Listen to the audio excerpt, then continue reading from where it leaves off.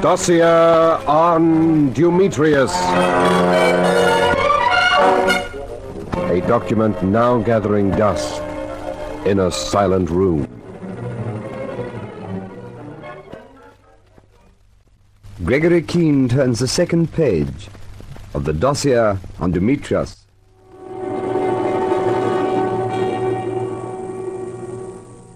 That first day, when this affair of Dumetrius began, an American plane left Tempelhof Aerodrome in Berlin for London. It was carrying, so we thought, a major of intelligence named Scammell, a fellow who had some special information for us about a racket involving forged papers and the DP camps and so on. Well, the plane left Tempelhof all right, but Scammell wasn't on it. They found his body under some rubble near the Orgartenstrasse in Berlin. And the man who'd killed him had taken his papers, boarded the plane in his stead, walked calmly through the movement control on his arrival at Northolt, and disappeared. But there were other passengers on the plane. There was a fellow called Ridgway, a very beautiful girl named Hetty Bergner, and Godowsky, an American pilot. And all of them had seen the man who was passing himself off as Carl Scammell. Well, things began to move when the plane arrived in London. Godowsky was booked in at a hotel in Knightsbridge, and by this time, by the way, he'd scraped up an acquaintance with his fellow passenger, Peter Ridgway. They found a cab and headed for Knightsbridge. Okay, cabby, Bailey's Hotel in Knightsbridge, and you can step on it. If this here hackney don't come apart at the seams.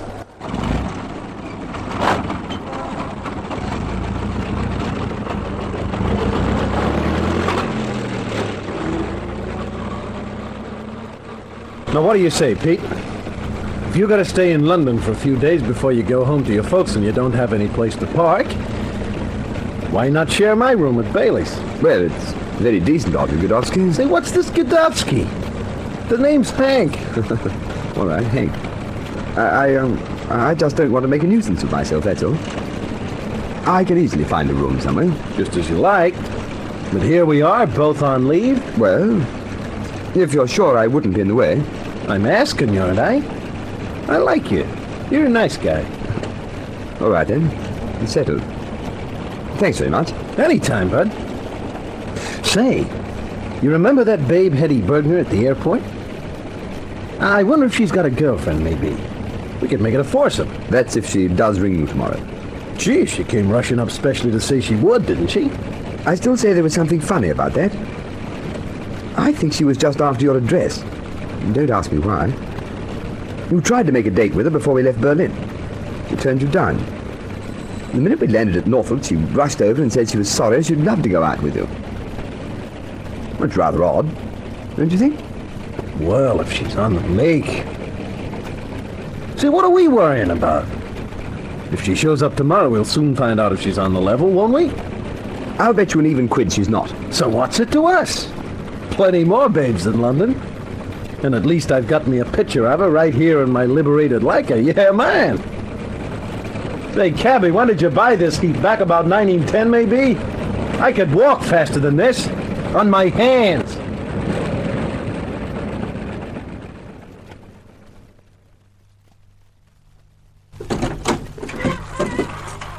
Okay, boy, just drop the bags anyplace. Say, Pete, this Bailey's Hotel isn't half bad. Here you are, kiddo. Beat it downstairs and bring up some soda, huh? Yes, sir. Here, sir.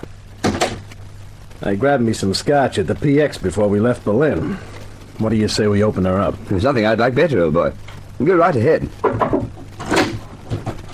Excuse me, sir. Just wanted to see if you've got everything. Lieutenant Godowsky, isn't it? Room 26. That's right, honey. Come right in. How's about joining us in a little drink? Oh, no, sir, I couldn't do that. Wouldn't be proper like me being a housemaid.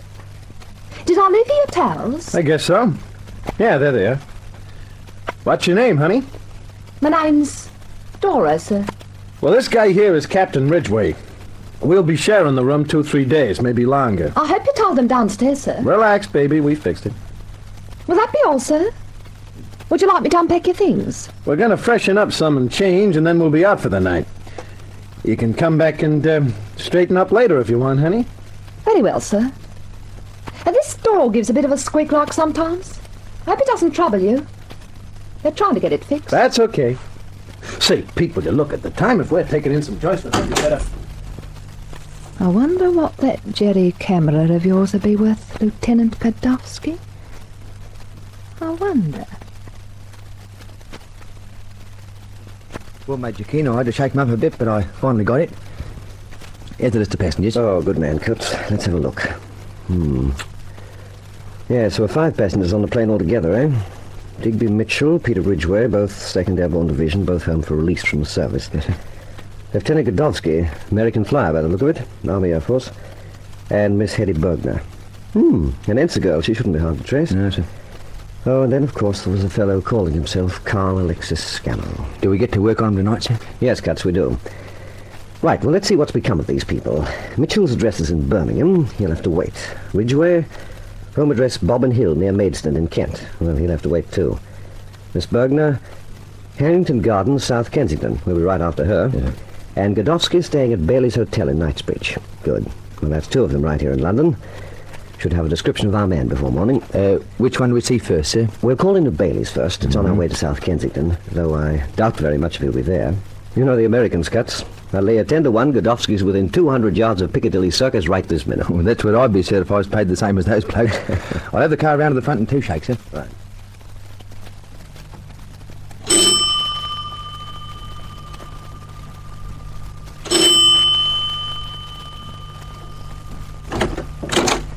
Yes?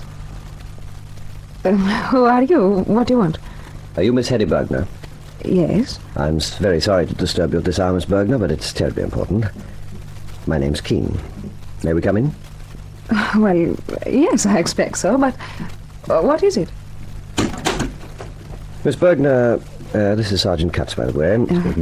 You were on an aeroplane from Berlin today, I believe. That's right. One of your fellow passengers is believed to be a murderer. He was wearing the uniform and carrying the papers of a murdered man called Scammell. Now, we have to get a description of him as quickly as we can. Now then, with you were 2 British captains and an American lieutenant. The 4th man was wearing a major's crown. What are you going to tell us about him? Well, you'll have to let me think. I didn't really take much notice. Do you recall the man I mean? Yes, I think so. Surely you can give us some idea of what he looked like. Well, as nearly as I can remember, he was about medium height, about 35, I suppose, but I couldn't be sure. Was he an Englishman? He sounded like one. You were talking to him, were you? Oh, only a chance remark or two. Look, Miss Bergner, I'm sure you can do better than this. Now, do think back. Was he dark or fair, clean-shaven, colour of his eyes, complexion? Must have noticed something about him.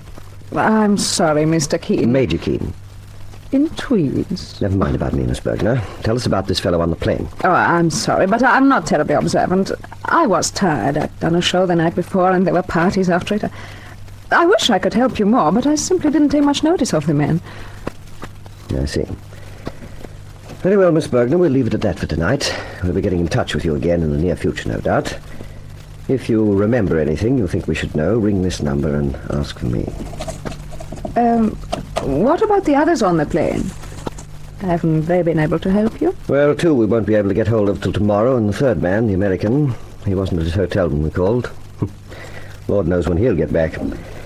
Well, good night, Miss Bergner. Next time we'll try to call on you at a reasonable hour. Oh, that's all right, Major Keane. Good night. Oh, they found the body in the Gartenstrasse. They shouldn't have found it for weeks.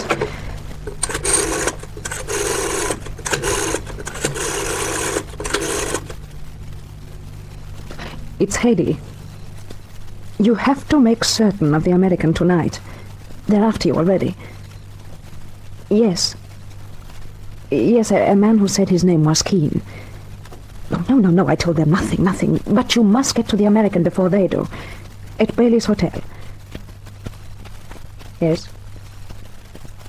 Yes, all right. Good night. Shh. It's all right, Dux. Only me, Dora. Got his camera, the Yankee lieutenant's. Ought to be worth 100 quid at least. And I know just the bloke who'll buy it. Piggy Quinn, the pawnbroker. There was some other stuff, Dux, but the camera's best. It's one of them flash-jerried ones. Might get more than 100 with a bit of luck. And it's half and half, Dux, same as last time. Ha! Fresh Yanks. Easy pickings, I'll say. Shh! Listen! It's them. Adovsky and the other one. Be careful. Oh boy, what a night.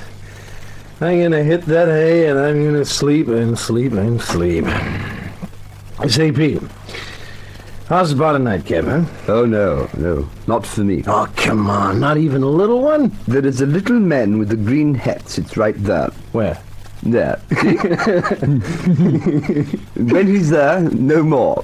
Not even one. Okay. Where you going? Hot bath, cold shower. It's the only way, old boy, if you want to beat that hangover. Well, I'm gonna lay me down right now.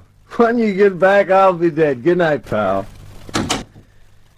Guess I better give that Dora something in the morning, unpacking for us, no?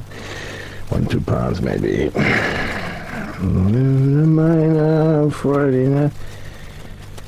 Hey, where'd she put my camera?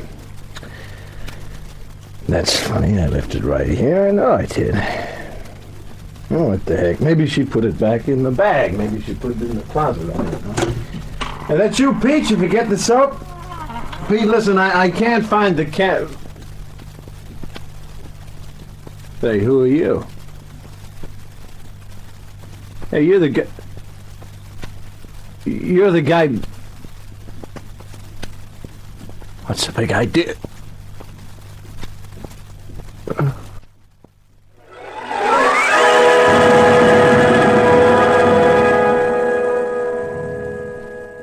We should have gone straight back to Bailey's hotel and waited that night, Katz and I, but we didn't.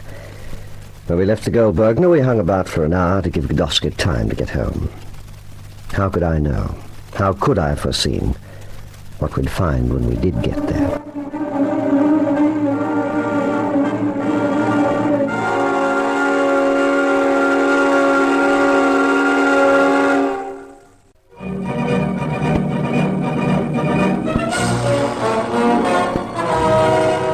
Who was the assailant in Bailey's hotel? Be listening for the next episode in this story of suspense, Dossier on Dumetrius.